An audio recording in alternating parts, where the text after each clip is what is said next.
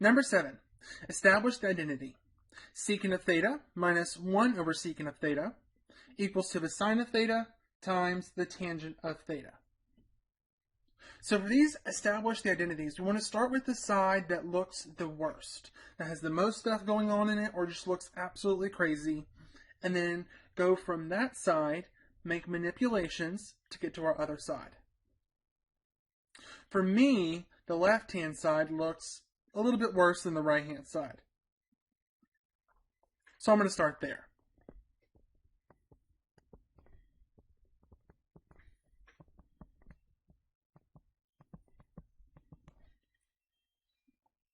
The first step that I usually take is to get all of my functions in terms of sines and cosines.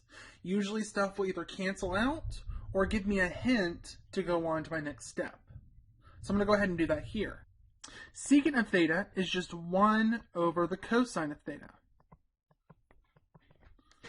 So I'm going to have 1 over cosine of theta minus 1 over 1 over the cosine of theta. Well, now I have a fraction within a fraction. I definitely don't like that. So I want to take care of that as soon as I possibly can before I move on to trying to figure this out. So here, I have a fraction in my denominator. Well, if I flip this fraction in my denominator over and multiply it to my numerator, which is just 1, I won't have fractions within fractions anymore, so we'll be good. So this is going to give me 1 over the cosine of theta minus 1 times the cosine of theta over 1. Well, it's going to end up giving me just the cosine of theta, which is nice. So 1 over the cosine of theta minus the cosine of theta. So I really don't see anything here that's going to bring me directly to sine times the tangent. So the next thing I want to do is if I have fractions, which I do here, I want to get everything into a single fraction.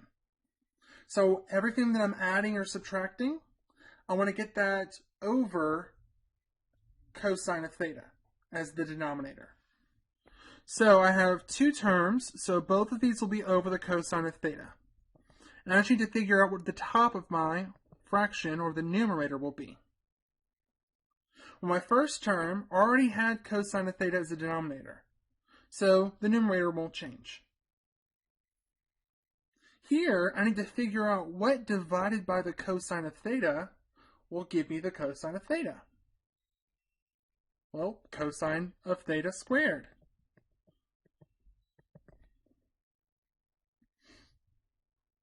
So now that I have a common denominator, I can go ahead and combine these two fractions. So that's going to be 1 minus the cosine of theta squared divided by the cosine of theta.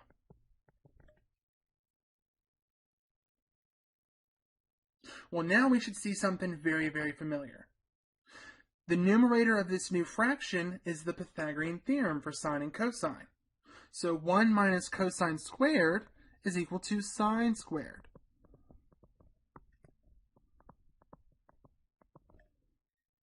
And I know in my answer I need to get a sine all by itself.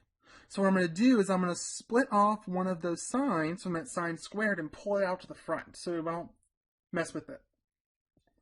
So that's going to be the sine of theta times, well, I pulled a sine out of that numerator, so that's going to be the sine of theta, and I have cosine in the bottom.